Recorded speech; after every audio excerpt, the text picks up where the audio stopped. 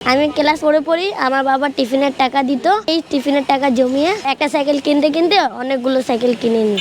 এখন আমার সাইকেল হলো 9। আমার বাবা এখানে কাজ করতো, আমি দাঁড়ায় থাকতাম। আমার দেখে দেখে আমি কামগুলো শিখে গেছি। যেরকম পুরো চাক্কা থেকে নিয়ে পুরো সার্ভিসিং পর্যন্ত সব পারি।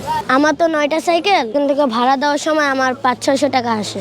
আমি যে এখানে কাজ কাম করি, আমার মাইয়াটা আমার এখানে পাশাপাশি দাঁড়িয়ে দাঁড়িয়ে দেখো, আর দেখতে দেখতে আর আগ্রহী হিসেবে সে এই লাইনে আসলো। এখন সেই মোটামুটি ভালো হিসেবে কাজ পারে। আমি আমার দোকানে যদি ছেড়ে কোনো যাই, আমার মাইয়াটা আমার দোকানটা চালায় নিতে পারে। যে কোনো কাজ আসলে ওই কাজে উঠাইতে পারে, কাজের কোনো সমস্যা হয় না। আমার মেয়ে ওই অটো রিক্সা এবং সার্ভিসিং করতো, সেটা করার পরে টেস্টের জন্য যেত। সেটা চালাইতে চালাইতে এবং রিক্সা, ভ্যান, সাইকেল কিছু ইত্যাদি সবকিছু চালাইতে পারে। এমন কোনো কিছু বাদ নেই সে চালাইতে পারে না।